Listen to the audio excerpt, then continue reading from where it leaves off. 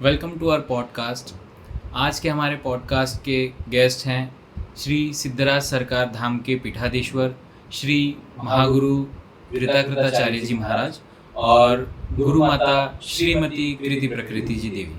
तो आज के पॉडकास्ट का हमारा विषय है तंत्र और साइंस।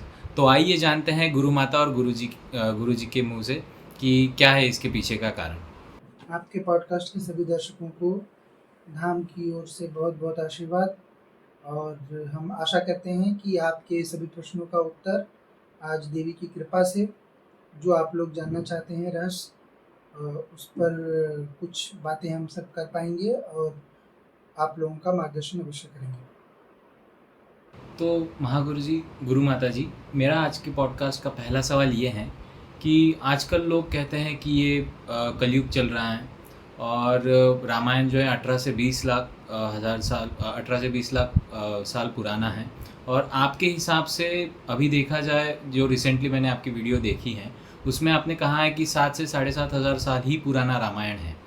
तो इसके पीछे का मुझे थोड़ा सा जानना है, कैलकुलेशन क्या है इसकी। हम लोग जो भी बात करते हैं वह प्रमाणों पे करते हैं, भौतिक प्रमाणों पर भी और शास्त्रीय प्रमाणों पर भी। दोनों को जोड़ने से आसानी से यह पता लगाया जा सकता है कि जो युगों का चक्र होता है वह केवल 12,000 वर्षों का ही होता है, जो महायुग का चक्र रहता है, और उसी 12,000 वर्ष में चारों युग घटित होते हैं।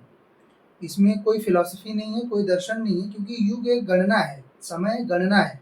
समय में क्या दर्शन करेंगे आप? तो ये मनमाने ढंग से कुछ लोगों ने, जिनको समझ नहीं थी, उन्होंने 365 से पिछले 4-5 हज़ार साल पूर्व से 365 से जो युगों की गणना थी उसको गुणा करना, मल्टीप्लाई करना शुरू कर दिया, जिसके कारण हम सब दिग्भ्रमित हुए हैं। और यही कारण है कि आज समाज में इतना अधर्म का प्रचार भी जो हो रहा है वो इसी कारण हो रहा है। अधिकतर तो बच्चे जो हैं वह अधर्म यह सोचकर ही करते हैं कि कलयुग चल रहा है, यहाँ पे अधर्म तो जायज़ है। तो यह, अगर हम देखेंगे उसको, जो भौतिक प्रमाण उपलब्ध हैं उसमें, कि भौतिक प्रमाणों में 2 महाकाव्य हमारे पास उपलब्ध हैं, एक रामायण उपलब्ध है और दूसरा महाभारत उपलब्ध है।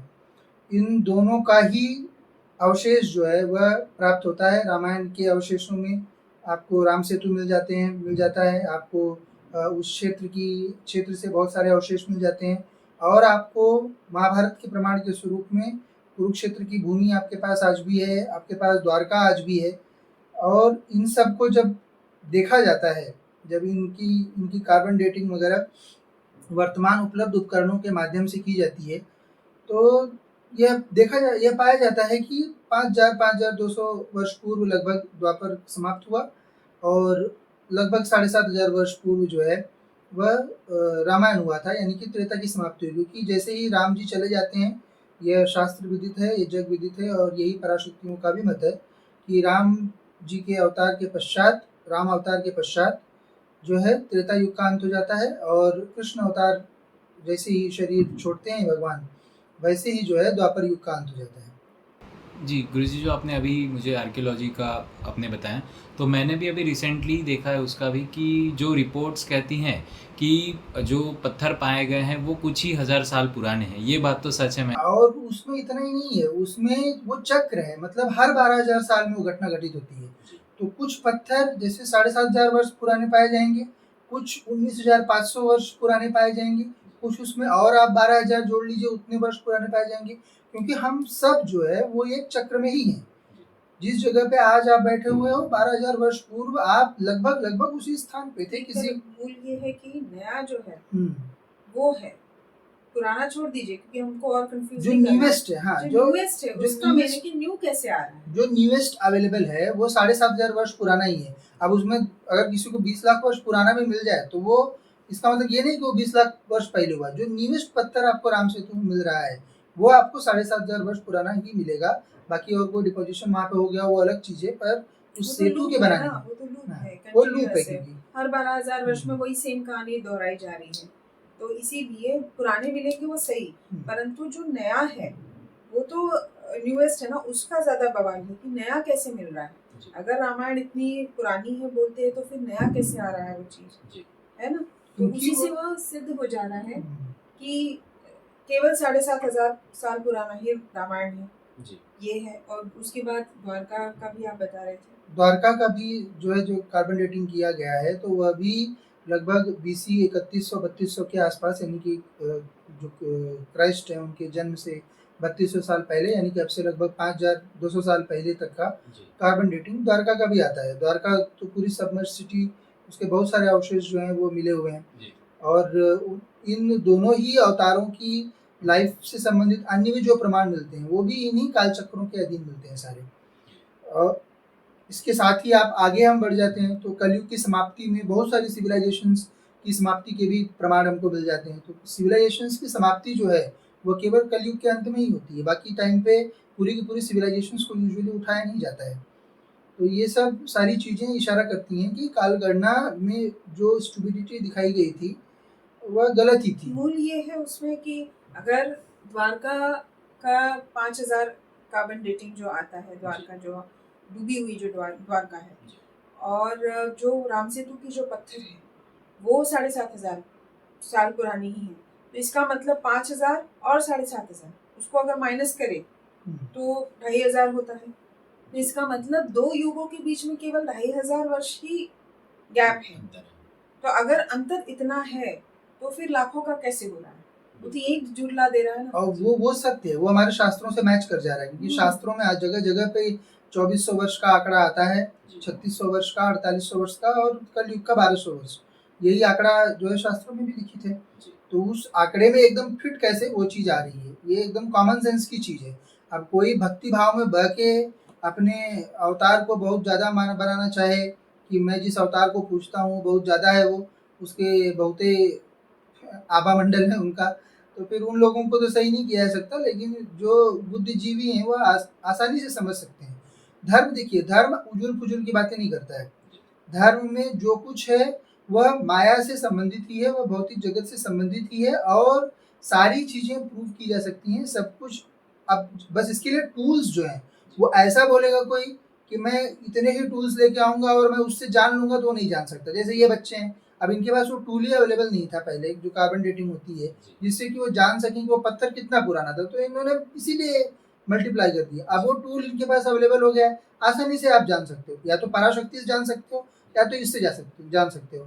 अनुमान लगाने वाले, मनगढ़ंत आंकड़े निकालने वाली जो बीच में सभ्यता चली पिछले 3-4 हजार साल में, इनके कारण धर्म का बहुत बंटाधार हुआ है।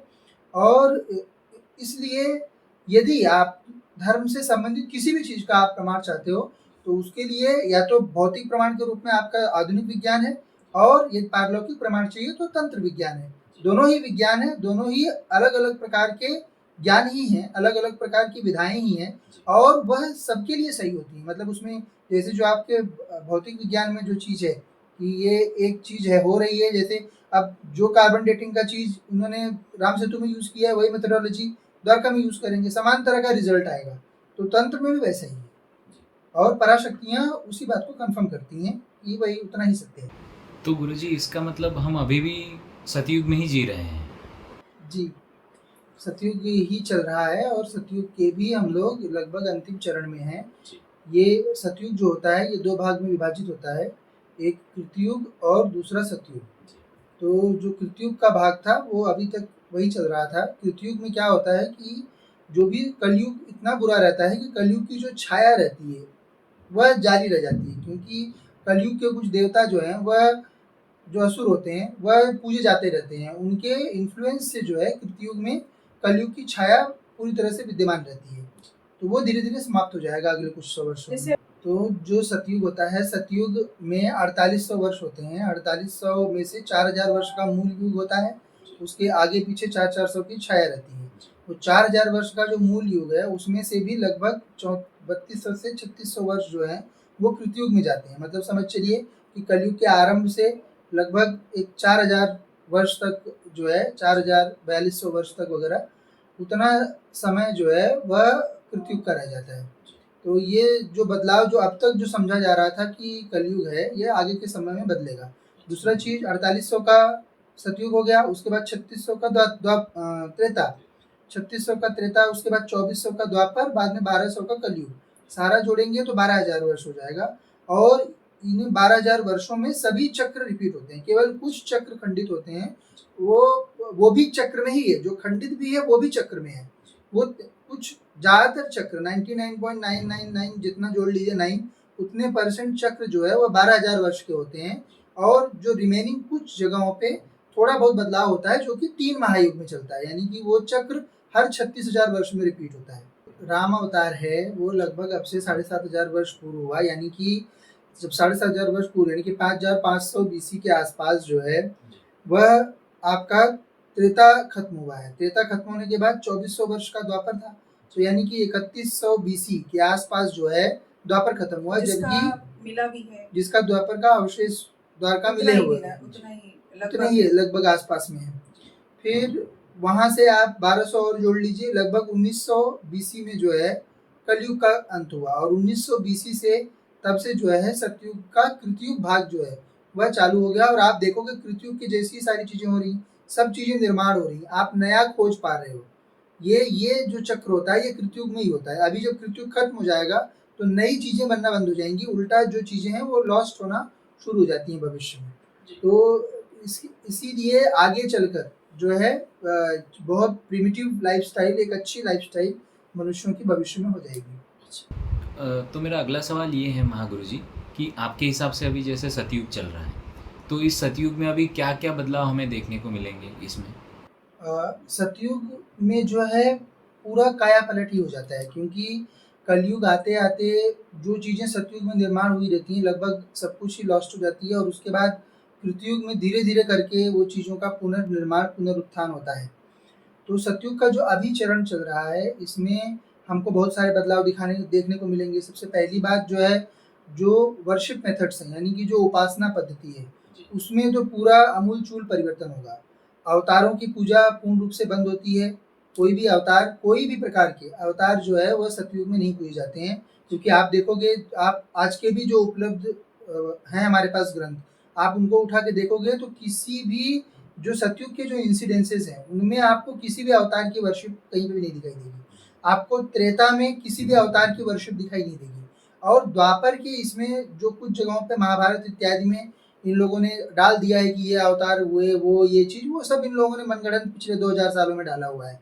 अन्यथा द्वापर में भी जो है कोई भी अवतार वर्शिप नहीं होता है, क्योंकि अवतार वर्शिप जो होता है ये रॉन्ग डायरेक्शन की पूजा होती है।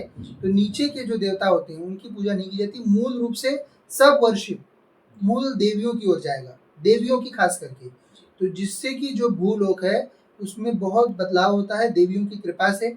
जो उपासना की पद्धति है वह भी जो है वह तंत्र सेंट्रिक हो जाएगी। जैसे अभी तक जो उपासना की पद्धति थी वह एक मनगढ़ंत उपासना, जिसको वैदिक उपासना बोला जाता है, वह पद्धति अब तक चली आ रही थी। और वेदों में भी जो हर समय समय पर परिवर्तन जीव करते गए अपने हिसाब से, अपने कन्वीनियंस के हिसाब से वैदिक उपासना, तो वो उपासनाएं धीरे धीरे करके समाप्त होंगी। आप देखोगे नई पीढ़ी को बहुत इंटरेस्ट है तंत्र में, वह जानना चाहते हैं कि हम अपने देवी देवताओं से कैसे संपर्क करें। तो ये बात अब नहीं रह गई है जो आज से 20 साल 30 साल 40 साल पहले डिस्कस की जाती थी कि देवता है या नहीं है। आप बच्चे देवताओं को प्राप्त करने के लिए प्रयास कर रहे हैं और प्राप्त कर रहे हैं, दोनों चीज़ें हैं। बहुत बच्चे चाहे निम्न लोग के शक्तियों को प्राप्त कर रहे हो या ऊर्ध्व लोग की शक्तियों को प्राप्त कर रहे हो, पर प्रयास से वो प्राप्त कर रहे हैं। यानी कि देवता है या नहीं है, आत्मा है या नहीं है, पुनर्जन्म है या नहीं है, ये सब मौलिक प्रश्न जो बेवकूफ़ी वाले थे वो सब आजकल के बच्चों के भीतर रह ही नहीं गए हैं। तो ये उपासना पद्धति में परिवर्तन पूरा तंत्र की ओर होगा कि देवियों की मूल उपासना की जाएगी और देवताओं की उनके भैरव रूप में भविष्य में जो है उपासना उसी ओर आगे बढ़ेगी। क्योंकि अभी कैसा है कि अभी जैसे जिस हिसाब से जो कालगणना जो है वो एकदम सत्य है। तो जैसे कि आगे के जो अभी युग आने वाले हैं, त्रेता युग आएंगे, तो अवतारों का अगर हम करते रहेंगे तो राम जी के इसमें तो किसी को प्रश्न रहेगा ही नहीं। जैसे रावण है उसको तो भेद था ना, उसको तो प्रश्न था ये सच में राम जी है या नहीं है। तो वो नहीं होने के लिए, इसीलिए मतलब सब कुछ शून्य होना चाहिए, इसलिए अवतारों की जो पूजा होती है वो बंद हो जाती है सतयुग में, ताकि लोग पूर्ण न्यूट्रल होके आगे का जो है जो समय है उसको जिए। तो इसके लिए यह आवश्यक है कि जो आज भी जो बच्चे पॉडकास्ट देख रहे हैं, आप देखेंगे कि हमारे धाम में जो पद्धति है, देवी के आदेश पर, बाबा के आदेश पर, वो पद्धति ही उसी प्रकार से बनाई गई कि पहले तंत्रोक्त उपासना सिखाई जाती है और दूसरा मूल देवी देवताओं की। यानी कि सबसे पहली मूल देवियों में कौन? जो शाश्वत है, यानी कि जिनका निर्माण बाद में कभी नहीं हुआ, हमेशा से ही जो देवियां रही हैं। जैसे कि सबसे पहले मणिद्वीप निवासिनी हमारी जो है देवी कामाख्या त्रिपुर सुंदरी, उनकी सेवा आरंभ हो जाती है। इसके बाद देवी पार्वती का देवी काली के साथ सेवा आरंभ हो जाएगी। देवी लक्ष्मी का देवी तारा के साथ सेवा आरंभ हो जाएगी। देवी सरस्वती का देवी मातंगी के साथ सेवा आरंभ हो जाएगी। और इनके भैरवों को जो है वह गौण रूप से पूजा जाएगा सब आगे के समय में। तो जिससे कि क्या होता है कि बहुत अच्छा संपर्क भूलोक का देवलोक से बन जाता है और यज्ञ की पद्धति, बलि की पद्धति जो है वह आगे बढ़ेगी, क्योंकि बलि के द्वारा देवताओं को प्रसन्न कर उनसे जो कुछ प्राप्त करना हो प्राप्त किया जा सकता है। उसके बाद जो मंत्रोपासना, अब तक तंत्र का मतलब होता था अब तक मंत्र और यंत्र, लेकिन यह जो है यह आसुरी पद्धति है। जो मंत्र और यंत्र भी हैं यह भी आसुरी पद्धति में आते हैं। जो तंत्र उपासना है उसमें जो मंत्र है वह देवता का बीज मात्र है और जो यंत्र है वह स्वयं आपका शरीर है। तो आपको आपके शरीर को ही सिद्ध करना है। यंत्र सिद्धि का अर्थ आपके शरीर को सिद्ध करना है और शरीर की सिद्धि का अर्थ है कि आपको विकारों पर नियंत्रण करना है। तो ये उपासना पद्धति जो है यह सतयुग की पद्धति रहती है और इसीलिए आप ग्रंथ में उठा के देखेंगे, आप वामन अवतार को देख लीजिए, आप जो है त्रेता के और सतयुग के असुरों को भी देख लीजिए। वो असुर भी आजकल का जो बहुत बड़ा अपने आप को धार्मिक समझता होगा, उससे बेहतर स्थिति में उसका शरीर और उसका मन जो है वह होता था। ग्रंथों को आप उठाकर देखेंगे। पर ये सब चीज़ें जो है ये मनगढ़ंत उपासनाओं के आने के कारण, अवतारों की पूजा होने के कारण इन चीज़ों में बदलाव हमारे समाज में आया है, हिंदू धर्म में आया है और इस भूलोक पर ही संपूर्ण रूप से आया हुआ है। तो महागुरु जी, हम अभी बढ़ते हैं धाम के पर्चे की ओर। तो हम देखते हैं कि जो धाम के पर्चे होते हैं वह 99% ही नहीं बल्कि 100% सही रहते हैं। जितने भी मैंने आज तक आपके वीडियोस देखे हैं सारे पर्चे एकदम सटीक तरीके से रहते हैं। और जो बाकी धाम के पर्चे रहते हैं वो लोग छुपा के पढ़ाते हैं, मतलब दिखाते नहीं है पर्चा। और आपके धाम में ऐसे मतलब क्या अलग बात है कि आप लोगों के सामने एकदम पर्चा दिखा के उनको पढ़ा के पूरी बात आपको मतलब लोगों को बताते हैं।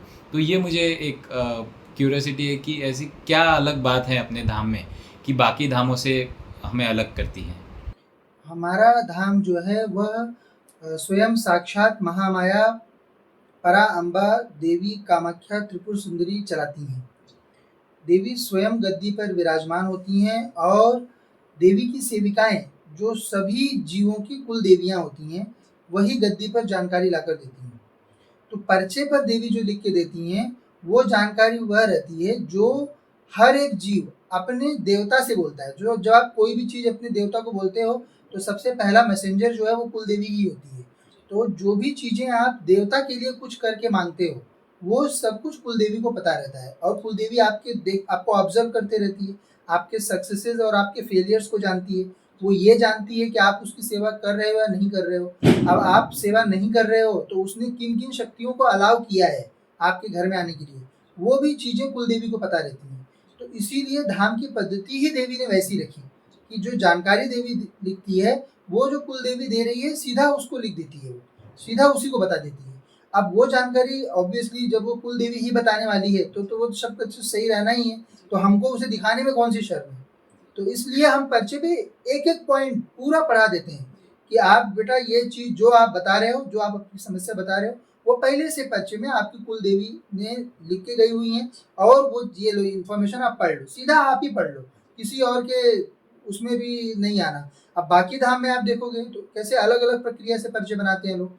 जो ज़्यादातर 99% जो लोग होते हैं वो क्या करते हैं कि जनरल चीज़ें लिख देंगे ऊपर में और उसके बाद जो आप बताओगे वही चीज़ें फिर से उतार देते हैं और फिर याद रख के कि आपने जो बोला है वही याद रख के वो बाद में उसको बाज देते वो हैं। मंत्र के नाम पे फिर लिखते हैं कि जैसे फिर बोल दिया हाँ अभी हम आपका सब कुछ पढ़ा देंगे, वो भी ऐसे टेढ़े करके जिससे दिखेगा भी नहीं कि क्या लिखा है। और फिर उसके बाद फिर बोलते हैं हाँ अभी हम मंत्र लिखने जा रहे हैं, उसमें सारा चीज जितना भी आपने बोला वही कॉपी करके दिखाए। तो पर्चा, मेरा एक ही प्रश्न है, अगर आपको पर्चा दिखाना ही है तो आप ऐसे क्यों दिखा रहे हैं? सीधा आप दिखाइए ना, ऐसे जो सामने जो बैठा हुआ जो व्यक्ति है उसको सीधा दिखना चाहिए कि मेरा पर्चा क्या है, उसको सीधा बताइए। ये ऐसे उसको एकदम पास में लाके कि है या नहीं। अब कोई नहीं है, कोई पढ़ा लिखा नहीं रहता है, तो ऐसे समय में फिर जो उसके साथ जो भी व्यक्ति आया है जो पढ़ा लिखा हो, जो उसका विश्वास हो, उसको पढ़ाना चाहिए। तो ये पढ़ाने का सही तरीका होता है ना। और हम, ये भी नहीं होता है हमारे धाम में कि हम पर्चा सीधा कैमरे पे रिलीज कर दें। हम क्यों दूसरों की ऐसे पर्सनल बातें जो है वो जाने। अब उन्होंने हाँ बोल दिया, हो गया काम। अब क्योंकि कौन सा ऐसा जीव इस समय में है, क्योंकि इस समय कुसंस्कार और असुरों का प्रभाव अवतार पूजा होने के कारण इतना ज़्यादा हावी है कि कौन सा ऐसा बच्चा है जिसके पर्चे में उसके तमस कर्म नहीं आते हैं। सबके आते हैं कुसंस्कार और मजबूरियां भी होती है ना। और बच्चों किसी की का कर्जा है, किसी का हाँ। कुछ हो गया है ना। किसी के घर में हाँ।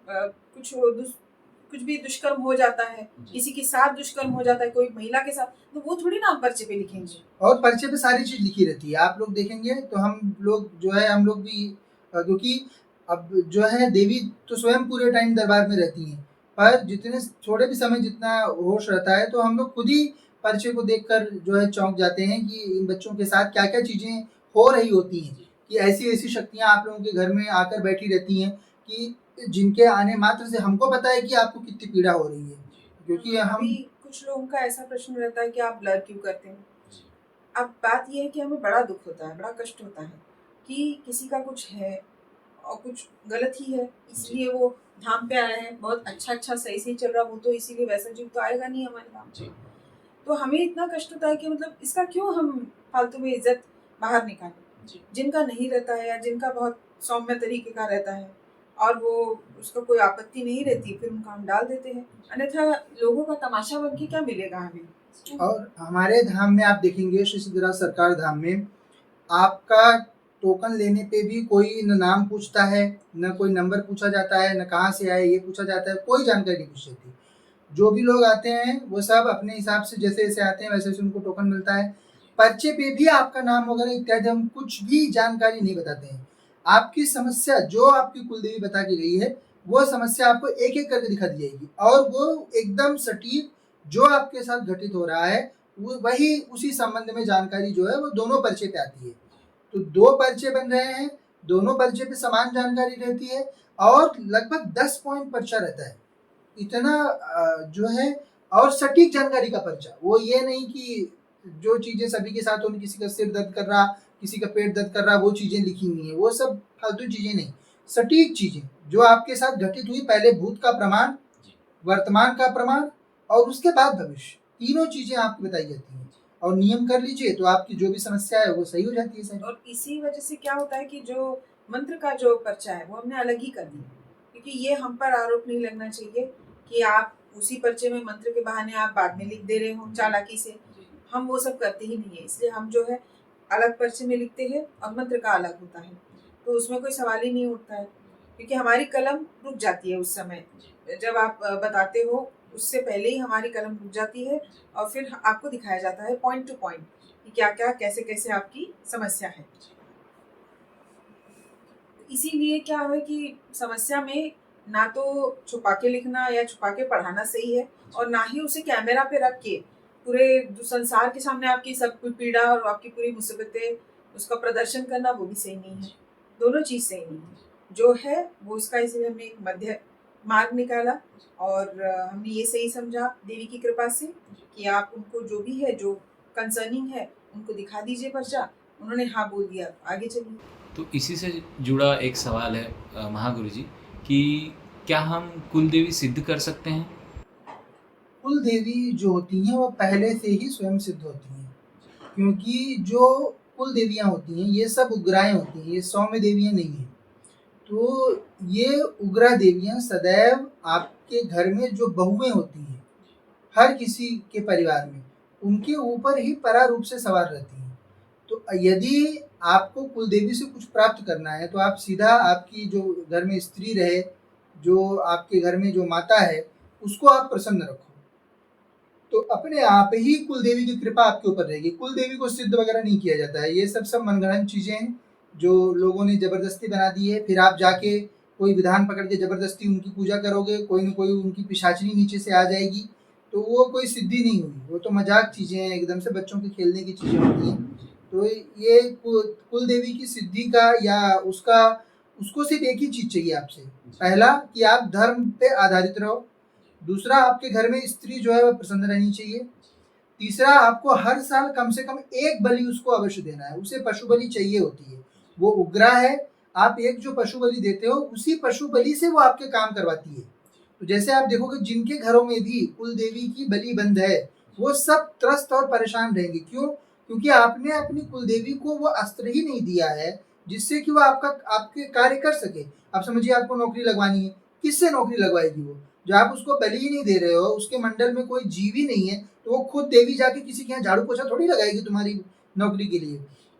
तो इसलिए कुल देवी को पशु बलि हर वर्ष देना जरूरी है और ये हर दंपति को करना चाहिए। उसमें अगर प्रयास करना चाहिए कि हर दंपति करे, बहुत गरीब हो कि 2000-3000 महीने की कमाई है सिर्फ, तो ऐसे में पूरा कुल मिला के बलि दे।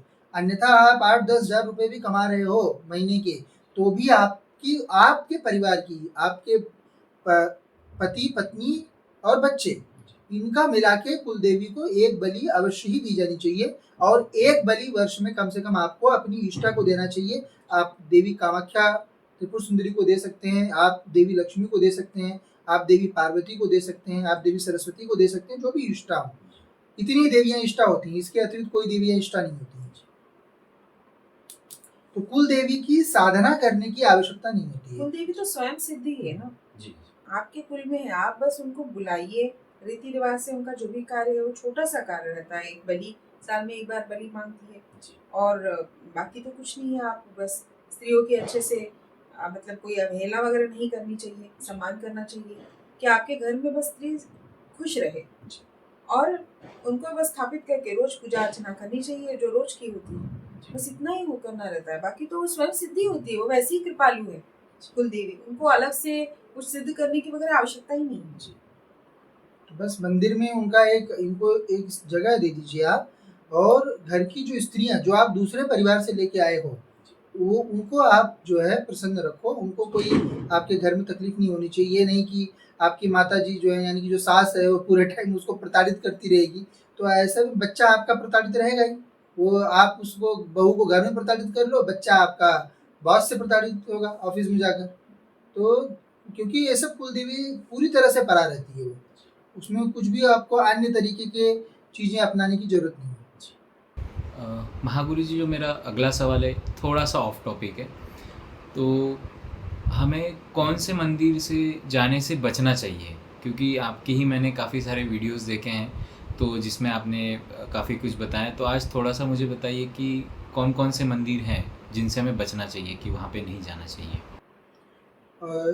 देखिए, पहला, आप जो तंत्र से संबंधित मंदिर हैं, तो तंत्र से संबंधित जो मंदिर हो जहाँ पे कि आपके भूत प्रेत इत्यादि खेलते हों, ऐसी जगहों पर यदि कोई सिद्ध नहीं बैठा है, देखिए बात महंत की नहीं होती, महंत नाम का कोई चीज़ नहीं होता, ये सब मनगढ़ंत चीज़ें हैं। सिद्ध होना चाहिए। वो देवता जो मंदिर में विराजमान है मूर्ति में, वो एक तो भी जीव से संपर्क में रहना चाहिए, बात करना चाहिए। और संपर्क रहने मतलब ये नहीं है कि आप कुछ तंत्र मंत्र करके उनसे पूछ रहे हो फिर वो संकेत दे रहे हैं, ये सब बेवकूफ़ी है। जो बहुत सारे लोग इसका ही प्रचार करते फिरते हैं कि देव इच्छा क्या है ये जानने के लिए चलो ये कर दो, फिर उसमें बंद कर लो, फिर देखेंगे कल क्या हुआ। ये सब फालतू बकवास चीज़ें हैं। एक तो भी जो है जीव उससे, वो जो मूर्ति में विराजमान देवता है, मूर्ति में विराजमान जो शक्ति है, वह पूरी तरह से सम्मुख होके सामने खड़ी होके बात करनी चाहिए। यदि ऐसा नहीं है तो ऐसे में ऐसे तंत्र मंदिरों में नहीं जाना चाहिए जहाँ पर कि भूत प्रेत नचाए जा रहे हैं। क्योंकि यदि आप जाओगे ऐसी जगहों पर, तो अगर वहाँ पे पीठाधीश्वर नहीं है, इसका मतलब है कि वहाँ का मंडल जो है वो नियंत्रित नहीं है। तो जो कुछ लोग आ रहे हैं, जो नाच रहे हैं, जिनकी शक्तियों को पकड़ा जा रहा है, उनको पकड़ के वहीं पे छोड़ दिया जा रहा है। इसका मतलब अगर कोई पीठाधीश्वर नहीं बैठा है, क्योंकि पीठा बहुत आवश्यक होता है मंडल को नियंत्रित होने के लिए। एक पुरुषार्थ करने वाला जीव जो है वह शरीर में चाहिए होता है। तो वो जीव वही रह सकता है जिससे कि जो मूल देवता है वह बात करे, वह संपर्क में रहे पूरे टाइम, उसको अपना मंदिर कैसे चलाना है उसकी जानकारी वह सदैव देता रहे, उसको किस प्रकार से शक्तियाँ कौन सी कहाँ जा रही हैं वो सब सारी बातें उनको सब पता रहती है, जो सिद्ध रहता है। तो ऐसे जो मंदिरों में पीठाधीश्वर नहीं है, जिस मंदिर में कोई सिद्ध नहीं बैठा, ऐसी जगहों पर यदि भूत प्रेत नाचते हो तो वहाँ बिल्कुल भी किसी भी गृहस्थ को नहीं जाना चाहिए, क्योंकि आप यदि जाओगे सोचोगे मेरी वहाँ पे भूत प्रेत नाच रहे तो मेरी मनोकामना भी पूरी हो जाएगी, तो आपके साथ आप बिना किसी भूत प्रेत के गए थे, वापस आते वक्त जो छुटवा जो पड़े रहते हैं वह आप लोगों के साथ चले जाते हैं। और ऐसी जगहों पर आपको कभी भी पुत्र इत्यादि की मन्नत भी नहीं मांगनी चाहिए कि मुझे संतान प्राप्ति हो जाए, क्योंकि यदि आप वहाँ पे संतान प्राप्ति की भी मन्नत मांगोगे तो वहाँ से जो जुड़वा शक्तियाँ रहती हैं उनमें से कोई ही आपके यहाँ जन्म लेगा और फिर जिंदगी भर आपका कुल जो है वह उच्चाटित रहेगा। वो बच्चे की तो जो आपके यहाँ जन्मेगा उसकी जिंदगी तो खराब होगी ही, पर साथ में उस परिवार में स्थित सभी जीवों की जब तक कि उस शक्ति का बंधन नहीं किया जाएगा तब तक वो खराब रहेंगी। तो ये सब बातों का हम सभी को अवश्य ही ध्यान रखना चाहिए। प्रयास करो कि आप जो शाश्वत स्थान है उन्हीं स्थानों से आप अपनी आस्था जोड़िए, या फिर सिद्ध स्थल हो जहाँ पे कोई सिद्ध बैठा हो और सिद्ध होने का प्रमाण दे रहा हो। दोनों ये चीजें जरूरी हैं एकदम। मनगढ़ंत तरीके से कोई बैठ के किताब रट के बाँच रहा है और मंदिर बना दिया अपना और आप लोग वहाँ पे जाके भीड़ लगा लिए, ये सब आस्था के गलत तरीके हैं, ये कोई तरीके नहीं होते हैं।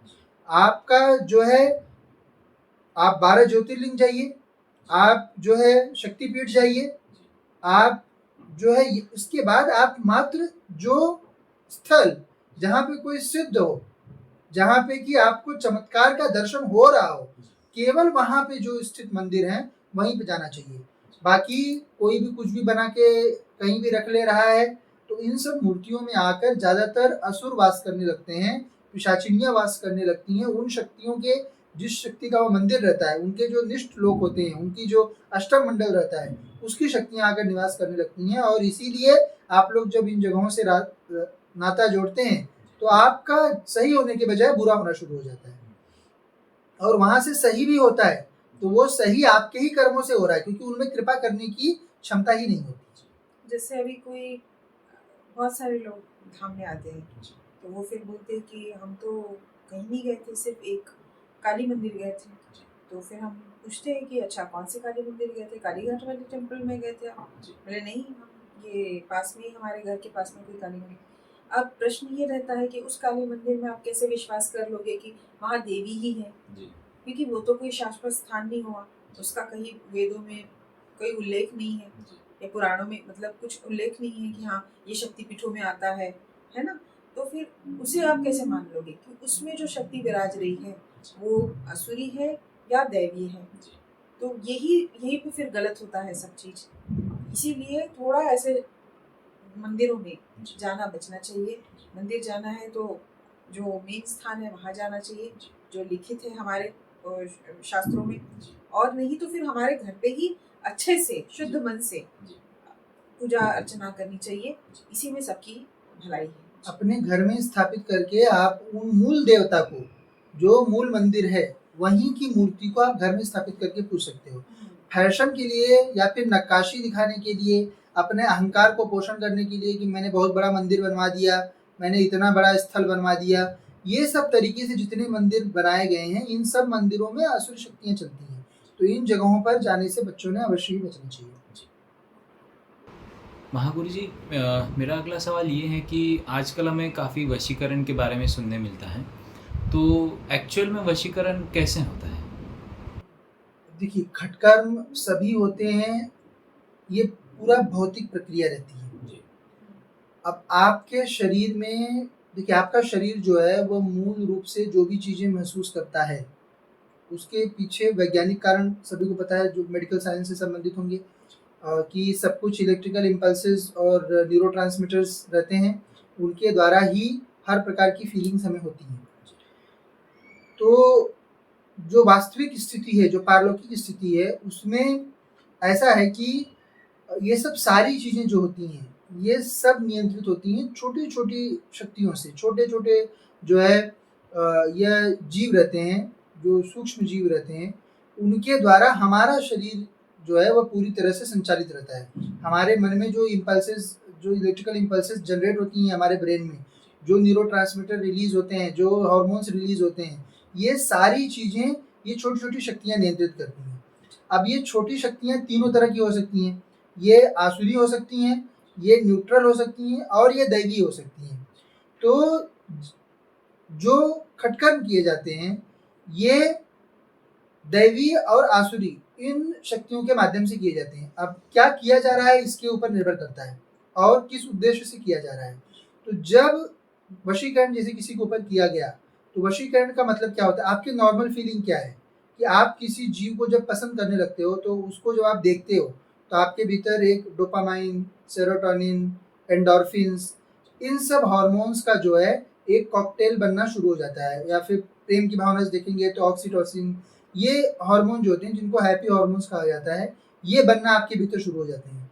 तो जो वशीकरण की क्रिया जिसके ऊपर की गई, समझिए कोई दैवी शक्ति लगाई गई उसके ऊपर, या किसी जो निशक्तियों के हैं तो उन्होंने आसुरी शक्ति लगा दी, तो वो ऐसा कर देंगे, 3-4 चेंजेस उसमें करेंगे। पहला चेंज कि जब जिस जीव के ऊपर वशीकरण किया गया है, वो जब भी उस जीव को देखेगा जिसके प्रति वशीकरण किया गया है, कि वो उस जीव के वशीभूत हो जाए, उसको देखते ही उसके ब्रेन से ये जो न्यूरोट्रांसमीटर्स हैं ये रिलीज करवाना शुरू करा दिया जाता है। दूसरा, दोनों की जो प्रवृत्ति रहती है उसको मैच करा दिया जाता है। यानी कि वशीकरण सिर्फ एक पे ही नहीं होता, दोनों पे होता है वो, कि उसकी वो भी वही चीजें करेगा जो इसको पसंद आता है, और ये उसके दुर्गुणों को छोड़कर केवल उसके गुणों को ही देखना शुरू कर देता है। तो मल्टीपल लेवल्स पे ये चीजें काम करती हैं, और फिर जाके वशीकरण होता है कि जो भी वो जीव चाहता है वैसा ही जो सामने वाला है जिसको वशीभूत किया गया है वह उसी प्रकार से व्यवहार करने लगता है। और ये प्रक्रिया बहुत ही सहज तरीके से, बहुत सरल तरीके से और आसानी से हो जाती है। परंतु इसका उपयोग जो आजकल के लोग करते हैं जिस चीज़ के लिए, जो निशक्तियों के धारक जिस चीज़ के लिए करवाते हैं, वो इन चीज़ों का उपयोग नहीं है। इनका उपयोग देव सेवा में होता है कि कोई है, कोई समझिए शासक हो गया, उस शासक को धर्मावलंबी बनाना हो, तो उन प्रक्रियाओं के लिए इनका कुछ उपयोग था। जैसे वशीकरण मान लो कि किसी ने कर दिया, समझो आजकल तो बहुत चल रहा है कि मतलब पुरुष होता है वो बोलता है कि नहीं मुझे ये स्त्री का वशीकरण चाहिए, तो समझ लीजिए ऐसा अगर कर लिया किसी तांत्रिक ने, ओझा गुनिया ने, तो उसमें क्या होता है कि जो शक्ति लगाई गई है वो शक्ति उसके ऊपर पहले तो इलेक्ट्रिकल इम्पल्स के द्वारा उसके जो हार्मोन्स है जो स्त्री के ऊपर कराया जा रहा है, उस स्त्री के मन में जो भी जो हार्मोन्स है, जो हैप्पी हार्मोन्स जो भी बताए हैं, सेरोटोनिन और डोपामिन जैसे एटसेट्रा, तो वो रिलीज करना चालू कर देंगे। तो जैसे ही ये व्यक्ति उसके सामने आ जाएगा, उसको अजीब से एक खुशी होने लगेगी, और वो फिर वो बार बार उसके साथ, उसके संग में, उसके सहवास उसको बहुत पसंद आएगा, कि उसे लगेगा कि नहीं, जब भी व्यक्ति है कुछ ना कुछ तो कनेक्शन है, बड़ा अच्छा लगता है, अपने आप अच्छा अच्छा लगने लगेगा, है ना। उसके लिए आप डिस्क्रिप्शन नहीं दोगे, उसके लिए आपके पास कोई एक्सप्लेनेशन नहीं रहेगा कि मुझे क्यों अच्छा लग रहा है ना। फिर उसी को आप प्रेम का नाम दे देते हैं, है ना। तो यही करके फिर वो फलित हो जाता है, वशीकरण जो है वो फलित हो जाता है। वो स्त्री जिसके मन में उस कोई भावना नहीं थी उस पुरुष के प्रति, अब उसके मन में यही सब हार्मोन्स रिलीज, जैसे वो देख उसको, उस पुरुष को देखते ही उसके मन में वो सब हार्मोन्स रिलीज होने लगते हैं उसकी बॉडी में, और बस हो गया, उसे अच्छा लगने लगता है। फिर वो पूरी दुनिया की सब कुछ, सारी चीज छोड़ने को तैयार हो जाएगी ये, परंतु ये गलत है। तो ये होता है वशीकरण, जो इसके लिए जो साइंटिफिक जो रीजन है जो नहीं दे पाते हैं लोग, उसका यही रीजन है कि इस तरह से वशीकरण को फलित किया जाता है। उसके बाद फिर अन्य भी बाकी भी चीजें हैं, वो भी वैसी होती है। जैसे वशीकरण है मतलब आकर्षण हो गया, वशीकरण का एक पार्ट। दूसरा पार्ट है विद्वेषण। तो विद्वेषण जो है जैसे कि इसका ठीक अपोजिट, वशीकरण का अपोजिट, विद्वेषण में यही होता है कि जो क्रोध करने वाले जो हार्मोन्स होते हैं, जैसे टेस्टोस्टेरोन हो गया, कॉर्टिसोल हो गया, एड्रेनालिन हो गया, नॉर एड्रेनालिन हो गया, तो ये हार्मोन्स जो हैं ये रिलीज करवा दिए जाते हैं दैवी शक्ति से और या फिर आसुरी शक्ति से। नॉर्मली जो आप लोग बिहेव करते हो वो न्यूट्रल शक्तियाँ हैं जो आपके भीतर ये इलेक्ट्रिकल इम्पल्सेस को कंडक्ट कराती हैं। जो आप सहज मनुष्य जो बने रहते हो उनमें वो जो है सब कुछ इन न्यूट्रल शक्तियों से होता है। जैसे इलेक्ट्रिकल इम्पल्स से ही सारा चीज हो रहा है, ऐसा नहीं है। जैसे आप भी अगर कुछ भी आपको क्रोध आ रहा है वो भी इलेक्ट्रिकल इम्पल्स से हो रहा है, और शक्ति भी कर रही है वो भी इलेक्ट्रिकल इम्पल्स, मतलब जो स्टिमुलस जो हो रहा है उसमें जो स्टिमुलस जो प्रोवाइड किया जा रहा है वो इलेक्ट्रिक इम्पल्स के द्वारा ही हो रहा है। और जब विद्वेषण कर दिया गया तो वो व्यक्ति सामने आया कि तुरंत एड्रेनलिन रश इतना बढ़ जाएगा, पूरा क्रोध आएगा एकदम से, आप उसकी प्रेजेंस को झेल नहीं सकते हो, ऐसा कर दिया जाता है विद्वेषण में। फिर इसके बाद तंटा, गृह कलेश इत्यादि ये व्यवस्था फिर व्यक्ति बोलता है कि इसकी तो शक्ल देखते ही मुझे गुस्सा आता है। तो ये वही है कनेक्शन, क्योंकि उसकी शक्ल देखते ही वो जो शक्ति है जो उसके पीछे लगाई गई है, जिसमें आपने विद्वेषण करने के लिए लगाया गया है, तो वो शक्ति उसके अंदर से सारे एंग्री वाले जितने जिससे एंगर आता हो ऐसे हार्मोन्स वो रिलीज करना स्टार्ट कर देती है। ऐसे इलेक्ट्रिकल इम्पल्स देंगे कि जिससे वही वाले हार्मोन्स निकलेंगे, हैप्पी हार्मोन्स निकलेगा, सवाल ही नहीं उठेगा। तो चाहकर भी वो व्यक्ति कितना भी अच्छा व्यवहार कर ले उसके साथ, फिर भी वो सामने वाले व्यक्ति को गुस्सा ही आएगा, बोलेगा मुझे तो देखना ही नहीं है, तुम्हारी शक्ल ही नहीं देखनी, मुझे तुम्हारी शक्ल ही पसंद नहीं है। उसके पास कोई एक्सप्लेनेशन नहीं रहेगा कि क्यों गुस्सा हो रहा है या क्यों मेरा इतना क्यों तिरस्कार हो रहा है, उसे कोई नहीं, और उसे स्वयं को भी नहीं समझ में आते रहेगा, क्योंकि वो तो इम्पल्स से हो रहा है ना सब चीज। तो ये बात होती है, इसीलिए जो भी है वो करवाया जा सकता है, परंतु ये गलत है, ये नहीं करना चाहिए व्यक्ति। और इसीलिए जो वशीकरण विद्वेषण इत्यादि किसी के ऊपर किया गया अगर, तो बस वो जो असुर जिसके द्वारा करवाया गया है उसको धाम से, गद्दी से हटा दिया जाता है, तो वो इम्पल्सेस आना बंद हो जाती हैं और आपकी चीज़ जो है वो सॉल्व हो जाती है। तो जो किया जा रहा है वही वो भी वही प्रोसेस यूज़ करता है, जो हटाता है वो भी वही प्रोसेस यूज़ करता है, और जो आप नॉर्मली रहते हो वो भी उसी प्रोसेस से होता है। सब में पार्लर प्रिंसिपल जो है, जो कॉस्मिक प्रिंसिपल है, वो सेम ही है। अब जैसे गोलियां है, ये जरूरी नहीं है कि आपको गोली खाने के बाद ही वैसा आएगा। किसी के खराब वचन है ना, अभी किसी का गुस्सा होने का भी स्तर अलग अलग होता है। जैसे कोई 2 बात बोले तभी बहुत ज्यादा जो गुस्से है उसको सिर्फ एक थोड़ा सा ट्रिगर दो तो वो एकदम गुस्सा हो जाएगा। दूसरा आदमी रहेगा वो थोड़ा कम गुस्सा होगा, एक रहेगा उसको गुस्सा ही नहीं आएगा, वो बोलेगा छोड़ो ना, क्या क्यों गुस्सा कर रहे हो, ये हो जाएगा। तो सबका अनुपात अलग अलग है रिलीज करने का, परंतु स्टिमुलस तो है ही ना, सब में स्टिमुलस है, मतलब आपके इलेक्ट्रिकल इम्पल्स के द्वारा ही वो किया जाता है। तो वो जो शक्ति है उसे पता है कि ये व्यक्ति है, इसे गुस्सा दिलाना है तो मुझे कितना ज्यादा स्टिमुलस देना पड़ेगा, वो निर्धारित करके फिर वो उसे उसका जो डिजायर्ड रिजल्ट है वो देती है शक्ति। तो इसका मतलब महागुरु जी ये है कि जो बाकी सारी भी डिसीजेस हैं, क्या ये फिर क्योर हो सकती है? बिल्कुल, ये प्रिंसिपल सेम ही है सब में जी। अब जैसे कोई असुर किसी को पकड़ा कि कोई असुर कैसे बनता है, समझिए कोई निष्ठ जीव है, अब वो किडनी फेलियर से मर गया। वो जीव जो किडनी फेलियर से मरा, इसका मतलब उसको एक ऐसे जीव ने ग्रसित किया था जिसकी किडनी फेल थी। अब वो भी जीव जो है वो उसी योनि को प्राप्त हो जाएगा, निष्ठ योनि को। अब वो जिसको पकड़ेगा उसकी भी किडनी फेल होगी, उसकी भी किडनी फेल होनी है। तो जब वो जीव जिसने कि उसको पकड़ा हुआ है, उसको जो है दाम की गद्दी जो रहती है, जो बाबा की कृपा रहती है, देवी की कृपा रहती है, उससे उस जीव को बांध दिया जाता है।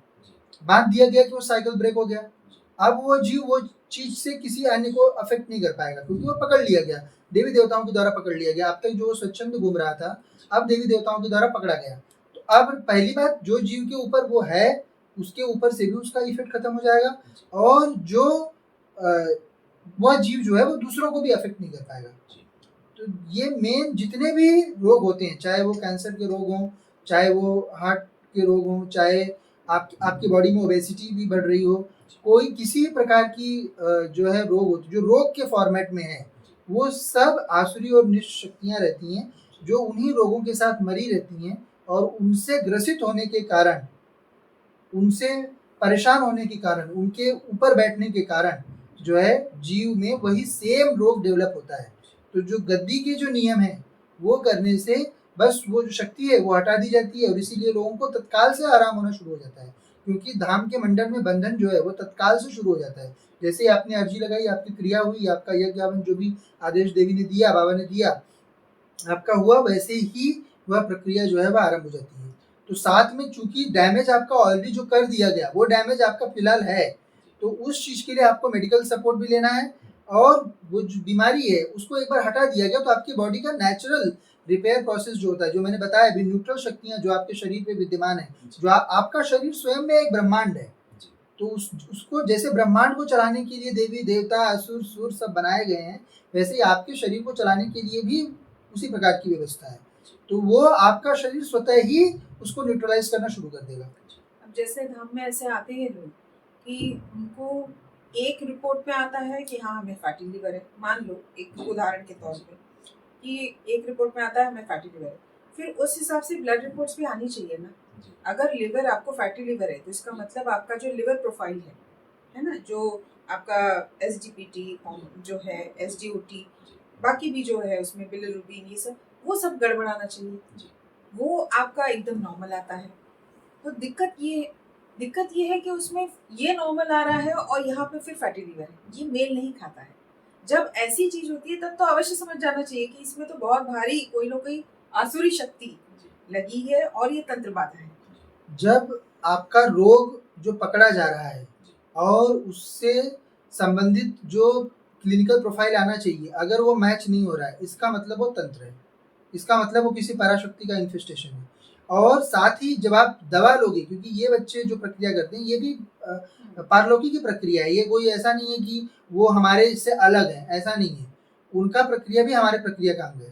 तो जब दवाएं लेने पर भी वो चीज़ ठीक नहीं हो रही हो, इसका मतलब वो पराशक्ति का इन्फेस्टेशन है। तो यदि वहाँ पर पराशक्ति का जो है लगा दी गई, कोई सकारात्मक पराशक्ति लगा दी गई, तो वो असुर का बंधन कर देती है। क्योंकि असुर जो होते हैं ना वो बहुत निर्बल होते हैं, परंतु जब आप आपके शरीर को सुरक्षित रखने वाले जो देवता हैं उनको आप बलिष्ठ नहीं रखोगे, आपकी कुल देवी बलिष्ठ नहीं रहेगी, आपका इष्ट बलिष्ठ नहीं रहेगा, तो फिर ये असुर जो है आपको हानि पहुंचा देते हैं। और या तो फिर बहुत सारे लोग हैं जो निशक्तियों को ही उठा लाते हैं, तो निशक्तियों को उठा लाएंगे तो वो भी हानि पहुंचाएंगे। नहीं तो जो देवताओं के साधक होते हैं, देवियों के साधक होते हैं, वो अपनी उम्र से बहुत छोटे स्वतः ही लगते हैं, उनकी कांति ही अलग होती है पूरी, क्योंकि दैवीय शक्ति उनमें वास करती रहती है। तो महागुरु जी, जो मेंटल डिसऑर्डर्स होते हैं, तो इसके बारे में आपका क्या कहना है? मेंटल डिसऑर्डर्स जो हैं वो ज़्यादातर समय वह पराशक्ति के द्वारा ही होते हैं। चाहे आपको एंजाइटी हो रहा हो, डिप्रेशन हो रहा हो, आपको स्किज़ोफ्रेनिया हो रहा हो, ऐसी कोई भी बीमारियां जो कि साधारणतः मनुष्यों को नहीं अफेक्ट करती हैं और जिनमें 100% क्योर नहीं होता है मॉडर्न मेडिसिन से, इसका मतलब यह है कि वह पराशक्ति का रियल है। होता क्या है, जैसे आप अभी जो भी चीज़ें जो रियलिटी देख रहे हो, ये आपके नॉलेज और परसेप्शन के कारण आपको इस तरह से ये दिखाई दे रहा है। जब ये परसेप्शन और नॉलेज, या तो परसेप्शन या तो नॉलेज जब एक्सटेंड हो जाता है, तो आप अदर रियल्स को देख सकते हो, उनको महसूस कर सकते हो।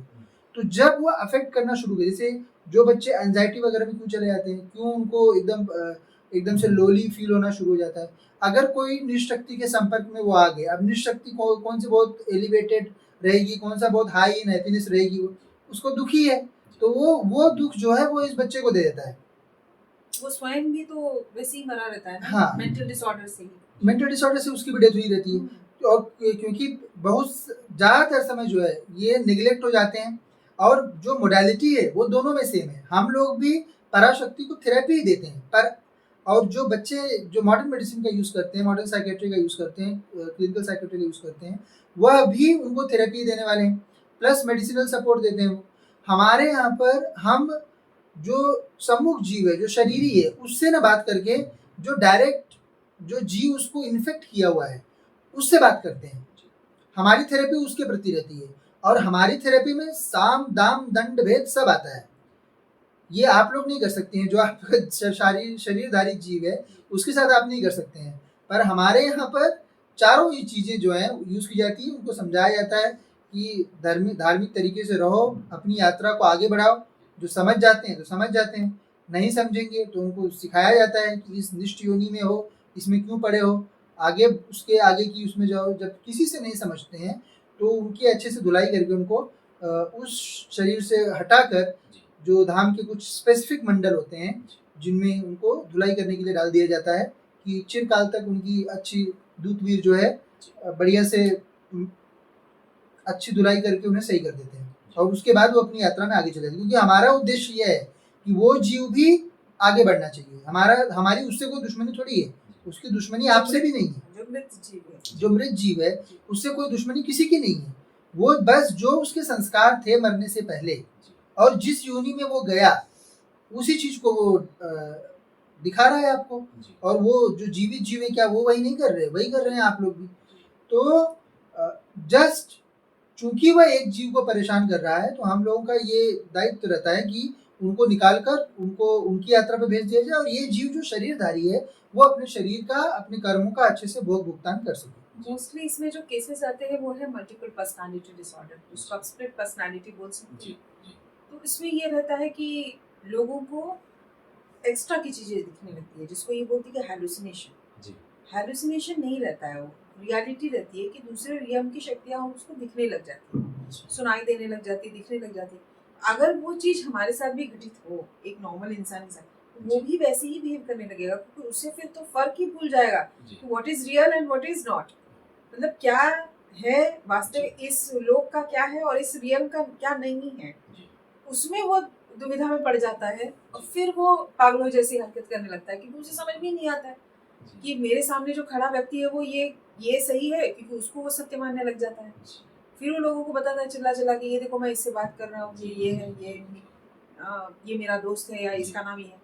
लोग फिर उसे पागल का करार देते हैं। तो ऐसा नहीं है। स्प्लिट पर्सनालिटी या फिर जो भी मल्टीपल पर्सनालिटी बोलते हैं या फिर हैलुसिनेशन जो होता है वो कुछ भी नहीं, वो सब सही है, क्योंकि उनके साथ वो घटनाएं घटित होती है। ऐसे लोग जो दूसरे रियल्म के हैं वो उनके साथ कांटेक्ट करते हैं और जिसके चलते वो उन्हें मतलब पागल का करार दे दिया जाता है, जो कि सही नहीं है। उसका ट्रीटमेंट होता है, जैसे कि जो शक्ति है, जैसे धाम में अगर आते हैं, जो शक्ति है उसको हम बंधन कर लेते हैं। बंधन कर लिए तो वो शक्ति उसको दिखाई देना बंद हो जाएगी, सुनाई देना बंद हो जाएगी, उसका जो भी परसेप्शन है वो बंद हो जाएगा। तो जैसे ही बंद हो जाएगा तो हो गया, वो पर्सन एकदम नॉर्मल की तरह बिहेव करने लगेगा, वापस अपने रियल में आ जाएगा। तो ये सही तरीका है मेंटल डिसऑर्डर्स को ट्रीट करने का, ना कि उसको इग्नोर करके या फिर केवल डिप्रेशन का करार देके या फिर उसकी जो टैबलेट्स है वो दे के उसको केवल सुला के रखना, ये कोई सही तरीका नहीं है। मल्टीपल पर्सनालिटी में जो रियल उसको दिख रहा होता है, जिस जीव को हुआ, उसके पीछे कारण यह है कि उसके जो नीचे के 2 चक्र होते हैं वो शक्ति उसको जागृत कर देती है। तो जो जीव उसको दिख रहा है, जो भी शक्ति दिख रही है, जो भी देवता दिख रहा है, जो भूत प्रेत दिख रहा है उसको, वो वास्तविक रूप से सबके लिए है। लेकिन चूंकि जो अन्य लोग हैं उनकी मानसिकता जो है वो कॉन्ट्रैक्टेड है, उनका कॉन्शियसनेस कॉन्ट्रैक्टेड है और इस जीव का उसने मूलाधार ओपन करके उसको एक्सपांड कर दिया है, तो इसलिए उस रियल्म से वो इंटरेक्ट कर पाता है और इससे नहीं कर पाता।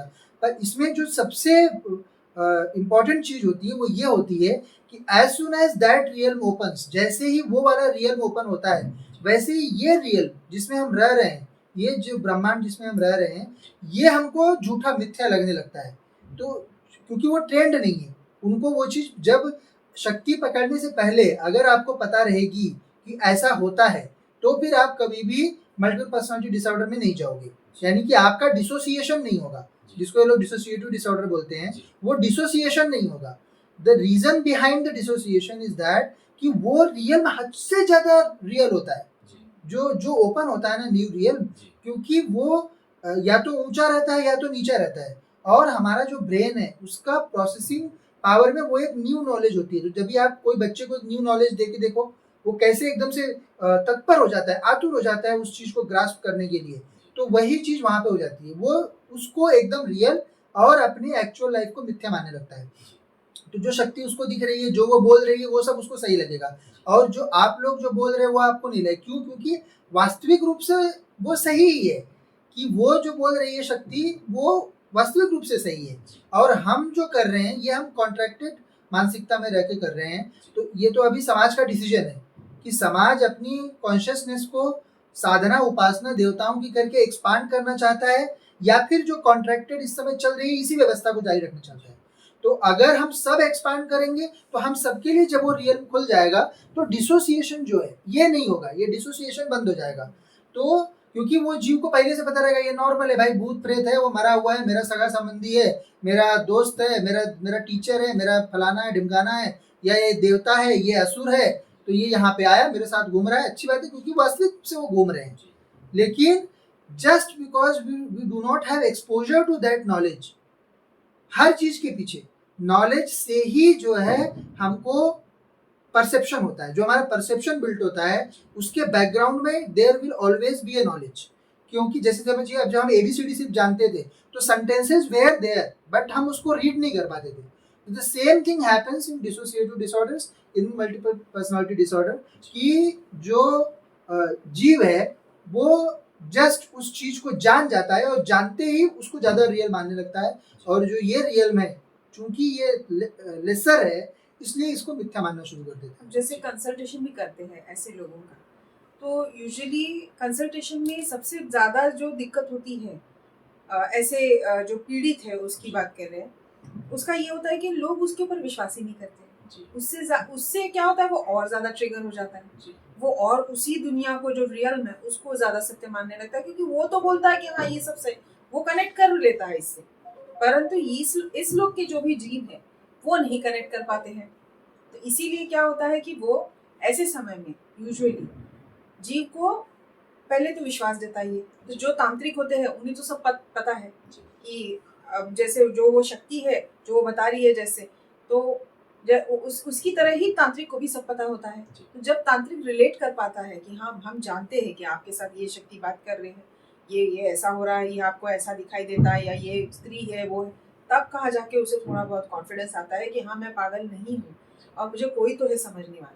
तो इस हिसाब से उसका जो भी कंसल्टेशन है, जो भी उसकी थेरेपी है, वो इस हिसाब से जानी चाहिए, ना कि उसको ये बोल के कि नहीं नहीं नहीं ये सब वहम है, ये है वो है, ऐसा है। अब आप नहीं जानते, वो आपका दुर्भाग्य है। जो जान चुका है उसके लिए आपको अपना लेवल बढ़ा के उसका पहले प्रॉब्लम सॉल्व करना चाहिए, ना कि उसका सीधा सीधा हर चीज नकार देने में, वो कोई सही चीज नहीं है। वो तो वही बात हो गई, कोई पीएचडी वाला करके बैठा और कोई केजी वाला जाके बोले कि नहीं जो मैं जानता हूँ मेरी किताब में जो लिखा हुआ है बस उतना ही सत्य है, आप जितना सब जानते हो वो सब कुछ भी नहीं है। तो वो जो थेरेपी का तरीका है वो गलत है। आप उसके लिए एक्सेप्टिंग होइए, पहली चीज अगर उनको ट्रीट करना है। सेकंड कि स्वयं की साधना उपासना करिए, स्वयं की साधना उपासना करेंगे तो आपके साथ जो इष्ट चलेगा उसके माध्यम से ये सब पेशेंट जो है ये ठीक हो सकते हैं, ये बच्चे, क्योंकि ये पेशेंट नहीं है वास्तविक रूप से, जस्ट वो पेशेंट है ही नहीं, ये कोई मर्ज नहीं है, उनका एक रियल में एडिशनल ओपन हो चुका है जो आपका नहीं है। तो इसका मतलब जो हम जिन्हें मेंटल डिसऑर्डर या फिर ऐसे पागल कहते हैं लोग, तो वो शक्ति के कारण होता है। शक्ति और कई बार हम ऐसे देखते हैं कि वो बात करते रहते हैं अकेले में, या फिर किसी जैसे पत्थर वगैरह मारते हैं तो वो दूसरे रियल से कनेक्ट होके उन्हें मतलब वो जी जो भी हो, इंसान हो या जो भी उन्हें दिखते हैं वो, तो वो रियल में होता है, वो उन्हें दिखते रहते हैं, उनके लिए वो एकदम रियल रहता है। वो जिसको पत्थर मार रहे हैं वो जो चल रहे हैं या तो डिसोसिएट हो गए इस वर्ल्ड से, तो इस वर्ल्ड वाले को पत्थर मारेंगे, और या तो फिर उनको कंफ्यूजन क्रिएट होगा तो उस वर्ल्ड वाले को मारेंगे। तो आप देखोगे सामने कुछ नहीं है पर वो पत्थर मार रहे हैं, तो वो आपको दिख रहा है सामने कुछ नहीं है, पर वास्तविक रूप से वहाँ पे सामने में वो जीव रहते हैं जिनको जो कि उनसे इंटरेक्ट कर रहे होते हैं। तो गुरुजी मेरा अगला सवाल ये है कि जो आजकल कहते हैं नज़र दोष और काली ज़बान, तो इसके पीछे क्या सच्चाई है, ये मुझे जानना था। नज़र दोष, काली ज़बान, इसके पहले भी हम लोगों ने दरबार में इसको डिस्कस किया था। ये मूल रूप से जो है वह होता है असुरों के कारण, कि जो कुछ जीव होते हैं, आप देखोगे जो भी जीव नज़र दोष या काली ज़बान से पीड़ित होते हैं ये सब निहायती कुसंस्कृत होते हैं। मतलब इनमें पूरी आसुरी प्रवृत्ति ही होती है, ये दूसरों से ईर्ष्या करते हैं, इनका लोभ बहुत ज़्यादा रहता है, इनको अहंकार अपनी चीज़ों पे बहुत ज़्यादा रहेगा, इनको क्रोध बहुत ज़्यादा किसी भी चीज़ पे आता रहेगा। क्यों? ये सभी जो खट विकार हैं उनसे ये पूर्ण रूप से ग्रसित रहते हैं। उसके पीछे कारण यह है कि इनके ऊपर असुर सवार रहता है। तो ये लोग जो हैं वो असुर, इनकी जो विकार हैं उनको बलिष्ठ करने के लिए, क्यों? क्योंकि जो शक्ति, सबसे बड़ी शक्ति जो आपके ऊपर सवार रहेगी, कोई भी जीव है, उसी के लोक वो जीव जाना है, तो वो उस जीव को अपने लोक के लायक बनाते हैं, तैयार करते हैं उसको।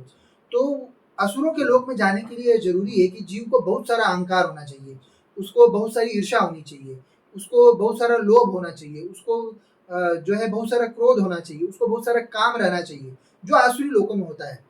तो इन चीज़ों को जब जीव प्राप्त करने की इच्छा करता है तो ये असुर उसका वो काम बना देते हैं। तो जैसे जो अच्छा इष्ट वाला है जिसके ऊपर देवता सवार है, वो जैसे लोगों पर कृपा करके उनको बढ़ा देता है, वैसे ही जो आसुरी शक्ति के धारक हैं, आसुरी शक्तियां जिनके ऊपर सवार हैं, वो लोग नकारात्मक रूप से लोगों के ऊपर पनौतियां लगा देते हैं कि देख लेंगे, अच्छा ये तो बड़ा सुंदर है, ये तो पढ़ाई में बहुत तेज है, तो अब उसको उसके असुर को समझ में आया कि ये इसकी सुंदरता इसकी ईर्ष्या का कारण है, अगर ये जल जाए अगर तो इसकी सुंदरता कम हो जाएगी, तो ये इसको बड़ा अच्छा लगेगा मेरे जिस जीव के ऊपर मैं बैठा हुआ हूँ।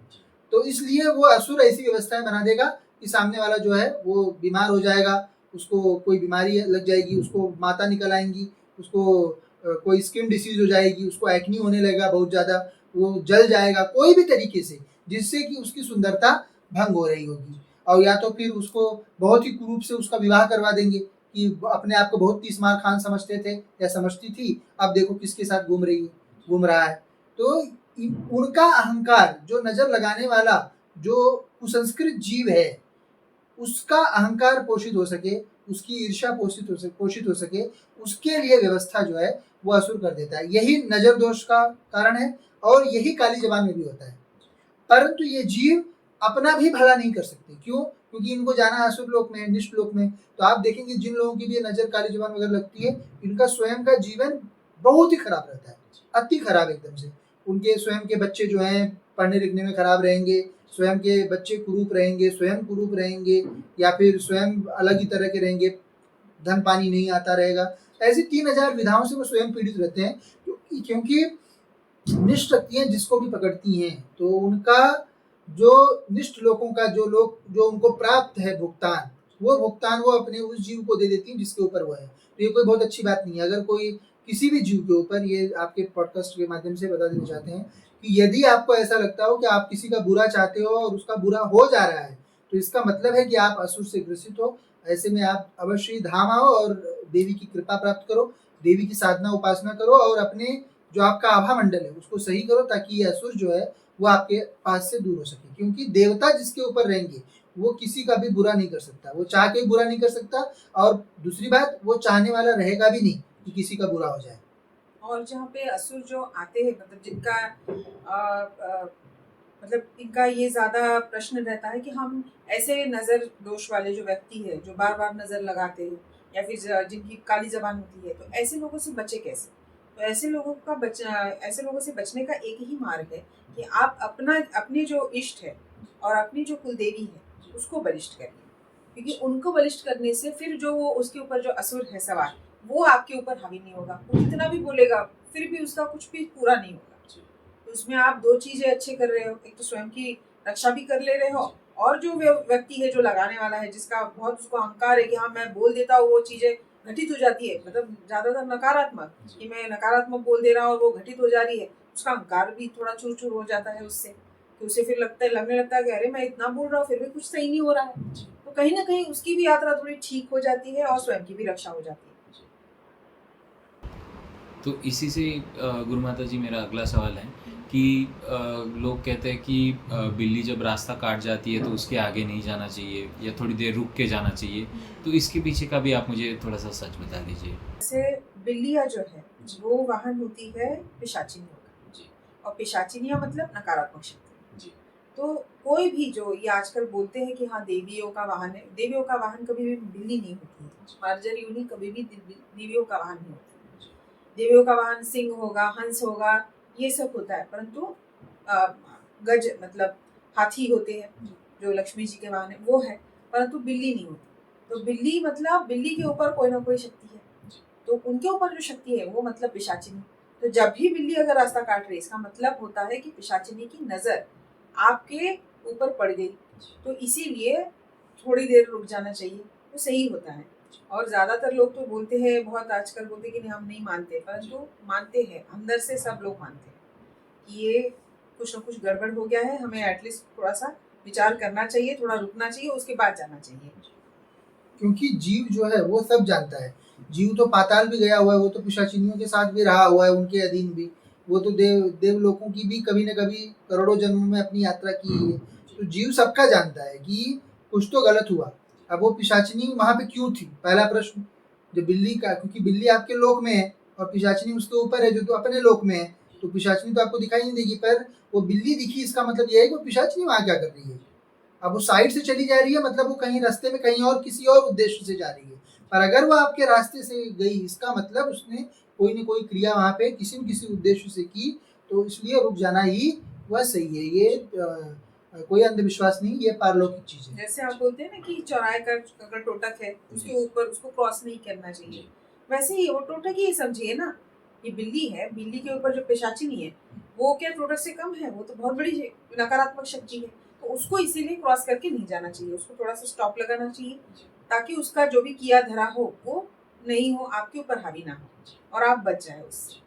चौराहे पे भी जो भोग रख के आते हैं, तो भोग आप कहीं भी रखोगे, अनेकानेक अतृप्त शक्तियाँ इस ब्रह्मांड में नीचे के लोकों में होती हैं। तो वो अतृप्त शक्तियाँ वो भोग लेने को आएंगी, क्यों? क्योंकि उस भोग का कोई वारिस नहीं है, तो वो भोग ले सक, और उनके लिए वो रखा गया, चौराहे पे रखा गया, मतलब उस चौराहे का जो असुर है, जो पिशाच है, उसके लिए वो शक्ति, वो भोग रखा गया है, तो उस भोग को लेने वो आएगा ही। इसीलिए मना किया जाता है आप लोगों को उसके ऊपर से कुछ चढ़ाइए मत, क्योंकि आप उसका भोग खराब करोगे तो फिर वो आपके साथ आपके घर जाएगा ही। और अगर किसी का उतारा करके फेंका गया है तो वो उसी में उपलब्ध रहता है, वो ये तरीका ही वही है कि वो उसी में उपलब्ध रहेगा। अगर आप उस पर चढ़ गए और आप उसके साथ या फिर उसको घर ले गए उतारों को, तो फिर वो शक्ति आपके घर में वास करेगी। फिर आप कितना भी हंसते खेलते, अरे मैं तो खा गया, मुझे तो कुछ नहीं हुआ, मैं तो चढ़ गया था, वो तुरंत पता नहीं चलता है। अगर आप चार्वाक हो तो वो तो फिर खून के आंसू जिंदगी भर रुलाएगा वो शक्ति, और समझ में भी नहीं आएगा कि क्यों है। क्योंकि चार्वाक होने पर और कुसंस्कृत कुलों में जन्म लेने का सबसे बड़ा अभिशाप यह है कि आपका विश्वास ही दैवी सत्ता पे नहीं रहेगा, तो फिर आप उसका समाधान नहीं ढूंढोगे। आप उसका समाधान, आपको रोग करवा दिया शक्ति ने, आप जो है डॉक्टर हॉस्पिटल में जाओगे, उनसे संभलेगा नहीं संभलेगा, तो बोलेंगे नहीं हमारे पास इसका चीज़ नहीं है। फिर आप घर जाओ अपने अंत समय की चीज़ में, आपके ऊपर कर चढ़ने लगा तो आप 3000 पुरुषार्थ करने की चीज़ करोगे, पर वो पुरुषार्थ सब विफल करेगी, वो शक्ति कर देगी। घर में अकाल मृत्यु होना शुरू हो जाती है। अब आप सोचोगे कि वो मृत्यु क्यों हो रही, हाँ ये डिसीज से मरा, ये उससे मरा, आपके पास रीजन हमेशा रहेगा क्योंकि आप चार्वाक हो। पर आप उस रीजन का मूल जो पारलौकिक कारण है वो ढूंढने की ओर नहीं लगोगे तो प्राप्त नहीं होगा, क्योंकि इस ब्रह्मांड का नियम है कि कुछ भी प्राप्त करना है तो जिज्ञासु बनना पड़ता है, वो जिज्ञासा ही आपके भीतर नहीं रहेगी। तो इसलिए ये नियम खास करके अवश्य मानना चाहिए। बाकी अन्य कुछ आप लोगों के प्रश्न रहते हैं तो अवश्य ही आप लोगों को पूछना चाहिए। गुरुजी, मेरा अगला सवाल ये है कि लोग बोलते हैं कि मैं इतने दूर पैदल चल के गया हूँ मंदिर में, और मैं नवरात्रि के 9 दिन बिना चप्पल के रहता हूँ, मैं ये व्रत करता हूँ, मैं इतने भंडारे देता हूँ, फिर भी मेरे काम नहीं होते या फिर सफल नहीं हो पाते। तो इन सब को मतलब आप क्या कहना चाहेंगे? देखिए, धर्म जो है वो 1 2 3 4 चीज है। आप अपने मनगढ़ंत तरीके से धर्म नहीं कर सकते हैं। दूसरा, एक चीज सबसे पहले मनुष्य को जानना चाहिए कि देवी देवता हम सभी जीवों से बहुत प्यार करते हैं, बहुत प्रेम करते हैं।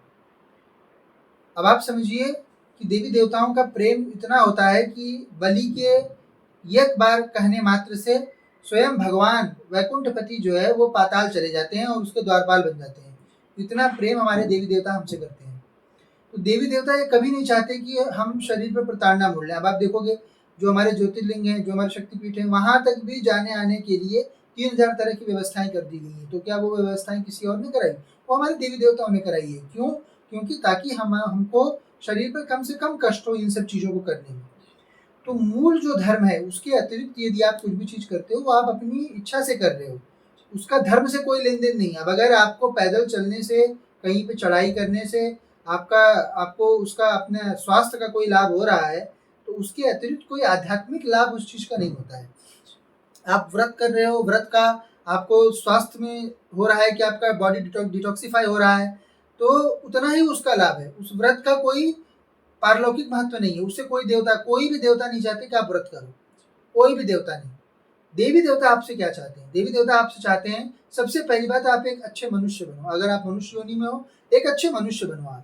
आप दूसरों के प्रति करुणा दया की भावना रखो। जात पात वर्ण, ये स्किल मेरे पास है, ये धन है, ये नहीं है, सौंदर्य, रूप सौंदर्य इत्यादि, इन सब भेदभावों को भुलाकर एक अच्छे मनुष्य बनो आप, सबसे पहली चीज़। दूसरा चीज़, अपने विकारों पे काम करो। अपने विकारों को जितना हो सके उतना आप नियंत्रित करने की कोशिश करो कि मैं एक एक सेटिस्फैक्शन की, एक संतोष की ज़िंदगी में जीऊँगा, जो मेरे पास है उसमें संतुष्ट रहूँगा, दूसरों से बिल्कुल भी मैं ईर्ष्या नहीं करूँगा, अपने पास जो है उसका अहंकार नहीं करूँगा कभी मैं अपनी स्त्री के अतिरिक्त अन्य के प्रति काम भावना नहीं रखूँगा, मैं किसी भी प्रकार से क्रोध जो है वो किसी भी धर्मावलंबी पे नहीं करूँगा। अधर्मियों पे क्रोध का बहुत उपयोग है, पर धार्मिकों पे नहीं करना चाहिए। तीसरा चीज़, आपको देवता जो आपसे अपेक्षा करते हैं कि आप उनका ध्यान करो, क्योंकि ध्यान के द्वारा ही आप ऊपर उठते हो। आपके कॉन्शियसनेस को, आपके माइंड को, आपके ब्रेन को, आपकी आत्मा को ऊपर उठाना है आपको। आप भूलोक में हैं, आपको कम से कम स्वर्गलोक की यात्रा करनी है, इष्ट मोक्ष की यात्राएं करनी है, शिवलोक की, वैकुंठ लोक की या देवी के लोक की। उसके लिए आपको अपने इष्ट का ध्यान करना जरूरी है। और आपका आपके जैसे अन्य जीव आते रहें, इस ब्रह्मांड में धर्मावलंबी जीव आते रहें, इसके लिए पशु बलि अति आवश्यक है। क्योंकि जो पशु बलि में दिया गया जीव रहता है, 3 वर्ष के पश्चात वही जीव इस भूलोक पर आकर एक धर्माचारी मनुष्य बनता है। तो जिससे आप जो धर्माचारी हो, जो धर्म आचरण करने वाले हो, उसको जब यदि पुनर्जन्म कभी लेना पड़ा, तो आपके लिए माता पिता यहाँ पे धर्माचारी उपलब्ध रहने चाहिए। उसके लिए एक परमानेंट वे है कि आप जो है जितना हो सके उतना पशु बलि अपने देवी देवता को दो, जिससे कि आपके देवी देवता जो हैं वह इस लोक में बलिष्ठ होते हैं और आपके लिए और अन्य धर्म जो धर्माचारी हैं उनके लिए अनेकानेक भौतिक व्यवस्थाएं करते हैं और इस लोक में धर्मावलंबियों की संख्या में वृद्धि होती है। तो ये उसके अतिरिक्त यज्ञ, तो इतनी ही व्यवस्थाएं जो हैं वह देवता आपसे अपेक्षा करते हैं। अब इसके अतिरिक्त आप जो कुछ भी करो वो आपका मनमानी है। आप कथा सुनो, कराओ, उसमें आपका उद्देश्य क्या है? कथा सुनने का उद्देश्य केवल एक ही होना चाहिए कि आपके विकार आपको नियंत्रित करने हैं और ध्यान आपका अच्छा लगे। उसके लिए आप अपने देवी का, अपने देवता का, अपने इष्ट का जो है आप उनका आचरण सुनो, उनके लीला सुनो, और ताकि आपका और मन, आपकी समर्पण जो है वह आपके इष्ट के प्रति बढ़े, अवतार के प्रति नहीं। क्योंकि जितने भी कथाएं कही जाती है वो सब अवतारों की कही जाती है, तो वो वेस्ट है। आप राम जी कथा सुनकर आप जो है राम में आश्रित हो रहे हो, वो मूर्खता है। आप कृष्ण जी कथा सुनकर कृष्ण में आश्रित हो रहे हो, मूर्खता है। आप देवी पुराण सुन रहे हो और दुर्गा जी की ओर जा रहे हो, वो मूर्खता है। आप यदि जो है पुरुष अवतारों की कथा सुन रहे हो, तो मूल जो है देवता उनके प्रति आप भावना लगा रहे हो, तो वो सही धर्म है। आप यदि अवतारों की ओर आकर्षित हो गए तो आप गलत धर्म कर रहे हो। आप देवी पुराण सुन रहे हो, आपको मूल देवी स्वयं त्रिपुरा के प्रति आस्था उत्पन्न नहीं हो रही है, आपको पार्वती देवी के प्रति आस्था उत्पन्न नहीं हो रही है, आपको लक्ष्मी देवी, सरस्वती देवी के प्रति आस्था उत्पन्न नहीं हो रही, आप सोच रहे हो मैं दुर्गा देवी को पूज लूं, तो वो आपकी आस्था का गलत उपयोग है, वो आपसे अपेक्षित नहीं है। तो अगर आप दुर्गा देवी की, आप बोलो मैं देवी की उपासना करो, मैं बहुत इतने 20 साल से मैं इतना सप्तशती पढ़ लिया, कुछ नहीं मिलने वाला, क्योंकि उसका कोई पारलौकिक पुण्य नहीं है। जो पारलौकिक व्यवस्थाएं हैं उनका अक्षरशः उपयोग करने पर ही आपको कुछ मिलता है। तो आप लोटांगण करते हुए जाओ, आप 84 कोसी की परिक्रमा लगाओ, आप जो है 9 दिन का उपवास रखो, आप 9 दिन निर्जला रहो, आप एकादशी के उपवास रखो, आप सत्यनारायण की कथा करो, आप पुराणों की कथाएं आयोजित कराओ, इन सबका कोई भी धर्म में महत्व नहीं है। आपके भावना है आप कराओ, परंतु आप उससे फल की अपेक्षा मत करो, उसका कोई पारलौकिक फल नहीं है। जो भी फल मिलना है वो वहीं पे मिलना चाहिए आपको, उसी समय, तत्काल, सामने से। जैसे आप कथा कर रहे हो, कथा आपका बहुत बड़ा व्यापक बिजनेस है आपको, या फिर आप राजनेता हो, आपको कथा आयोजित करानी है कि बहुत सारे लोग मुझे मिल जाएं ताकि मैं मेरा एडवर्टीजमेंट कर लूं, वो कथा आप करा लो, आपकी समझो आपकी जो मूल देवता, जो इष्ट देवता है, उनकी कृपा आपको हो गई, आपका खत्म, उसका उसके पार में कोई वैल्यू नहीं है। तो ये व्यवस्थाएं, जो देवता क्या चाहते हैं, देवी देवता क्या चाहते हैं, हमारी देवी हमसे क्या अपेक्षा करती है, वो एकदम तय है।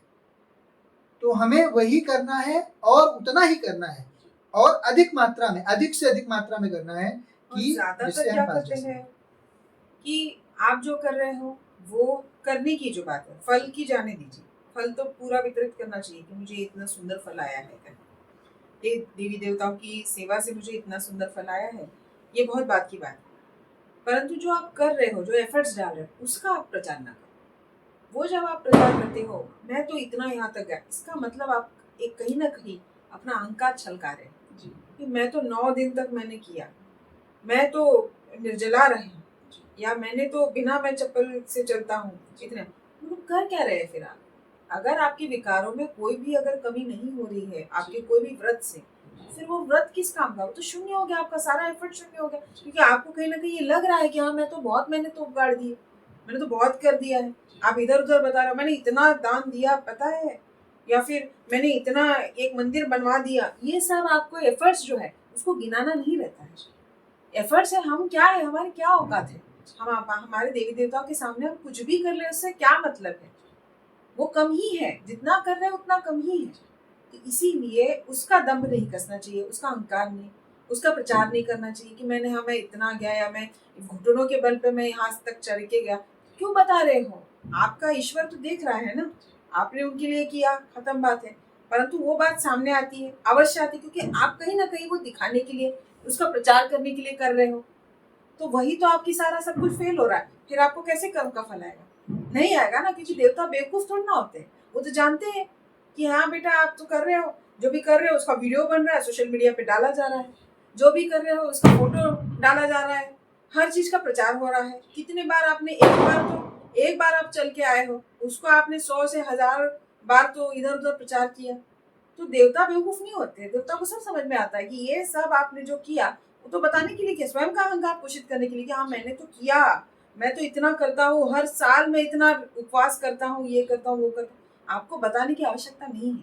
भक्ति जो है वो छुपा के करनी, फल जो है उसका जो मिल रहा है कि हाँ मेरे देवी देवता ने ये कृपा कर दी, ये चमत्कार कर दिया, वो आप बताइए। यहाँ उल्टा बताया जाता है, बोलते फल मत बताओ और एफर्ट गिनाओ।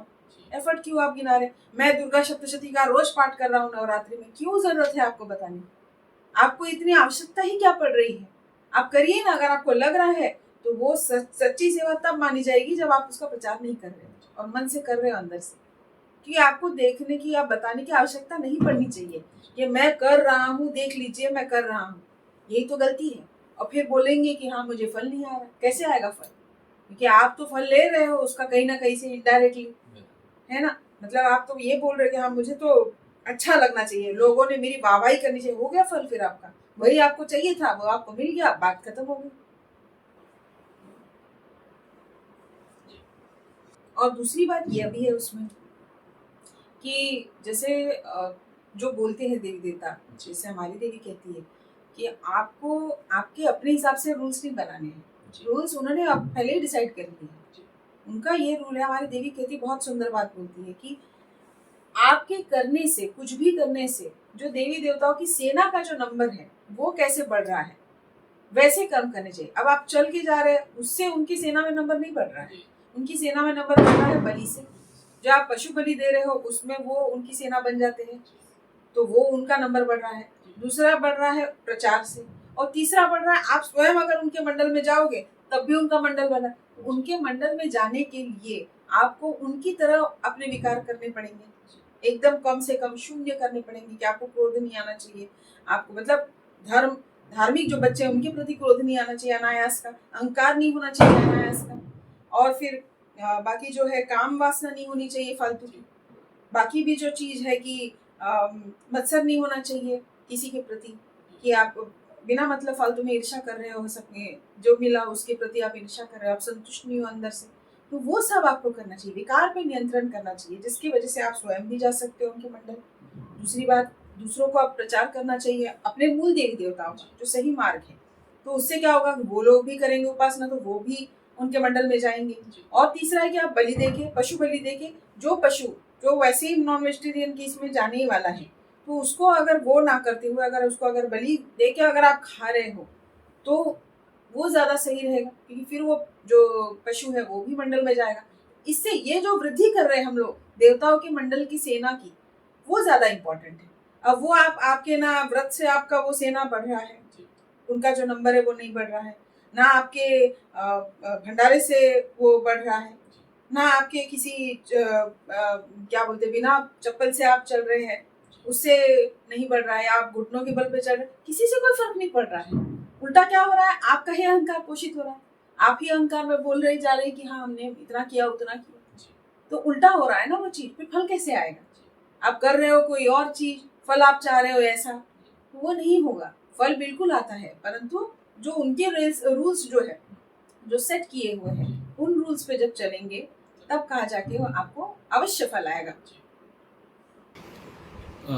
तो गुरु माता जी, मुझे एक सवाल ये है कि जैसे आजकल हमें देखने मिलता है कि पुरुष के ऊपर देवी की सवारी आती हैं या फिर महिलाओं के ऊपर देवताओं की सवारी आती हैं।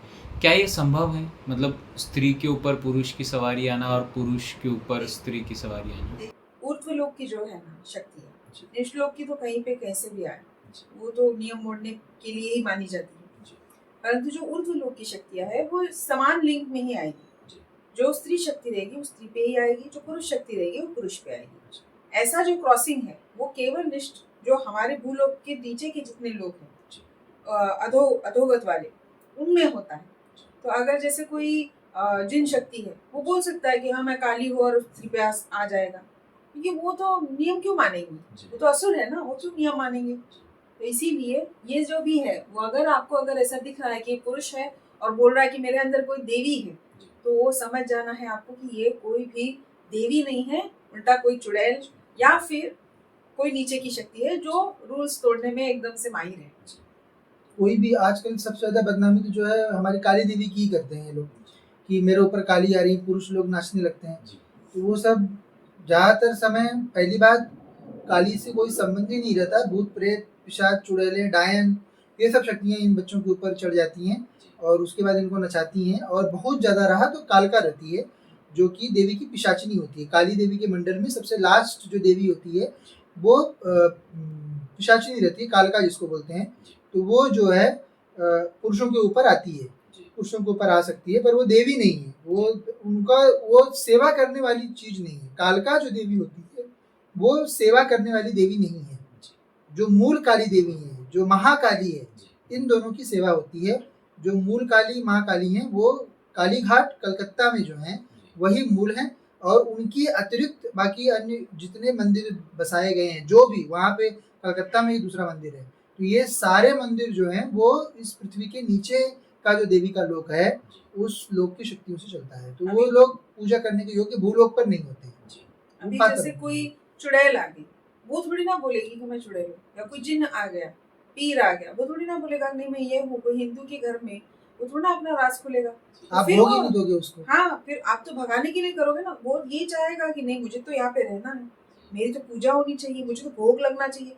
फिर वो अपना एक जाल, झूठ का जाल बिछाना चालू कर देता है। फिर वो बोलता है नहीं नहीं इनकी आस्था तो काली देवी में ज्यादा है, मैं क्यों ना यही देवी का बोल दूं ना। फिर जीभ निकाल के अपना चालू हो जाएगा, मैं ही काली हूँ। मैं उसको कंफर्म करने वाला कौन है?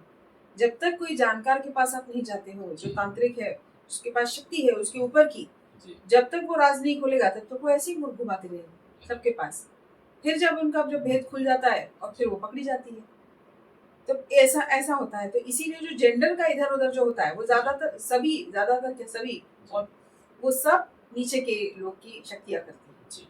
ऊपर के लोग की शक्तियाँ पूर्ण नियम मानती है, वो ऐसा नियम मोड़ के कोई भी कार्य नहीं करती। अभी आज आप लोगों ने आपकी गुरु माता जी को सुना। इसके पहले आप दरबार में जो देखते हैं, इसके पहले के साधक दरबार वगैरह में आपने देखा होगा, वो देवी थी। जो देवी कामाख्या त्रिपुर सुंदरी हैं वह सवारी लेकर बात करती थी। आज आप लोगों ने सुना जो वह आपकी जो गुरु माता शरीरधारी हैं वह हैं। इन दोनों जीवों में अंतर है, दोनों अलग अलग जीव हैं।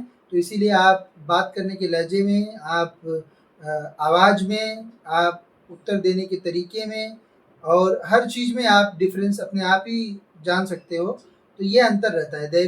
जो देवी है वो बहुत अथॉरिटिव रहती हैं, क्योंकि उनको, उनके लिए हम लोग सब बच्चे हम बोलते हैं, ये हम अपना बड़प्पन मानते हैं, अपने को फिर भी बड़ा जता रहे हैं। हम पूरे पृथ्वी लोक की, हमारे पूरे लोक की कोई भी स्थिति देवी के सामने नहीं होती है। परंतु देवी ने अति कृपा करके जो है वह आई हैं कि ताकि पुनः जो है जो क्रम चलता है, जो महायुगों का क्रम चलता है, वह पुनः जो क्रिया इस युग समय काल और परिस्थिति में होती है वह संपन्न की जा सके, यह हम सभी पे उनका अनुग्रह है और हमारे पूज्य सदगुरुदेव श्री हर्ष ब्रह्म जी महाराज जी का हम सभी पर कृपा है। सारे मेरे सवालों के जवाब दिए, काफ़ी सारे लोगों के प्रश्न भी थे और इतनी इन्फॉर्मेटिव आज का जो हमारा पॉडकास्ट था वो इतना इन्फॉर्मेटिव था कि बहुत मतलब कई राज आपने बता दिए और कई गलतफहमियां जो थी वो भी आपने हम सबकी दूर कर दी इस पॉडकास्ट के ज़रिए से।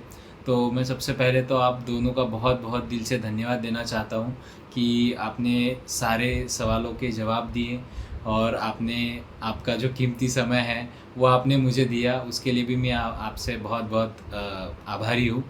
और इस पॉडकास्ट को है जो हम इधर ही समाप्त करने जा रहे हैं। तो ऐसे ही जो है हमसे जुड़े रहिए और धाम से जुड़े रहिए। जो भी आपके प्रश्न हैं या जो भी आपकी समस्याएं हैं, जो भी जीवन में तकलीफ़ें हैं, आइए एक बार धाम में आइए, गुरुजी गुरु माता जी से मिलिए और जो भी है आपकी समस्याओं का निवारण हो जाएगा। जय माँ कामाख्या।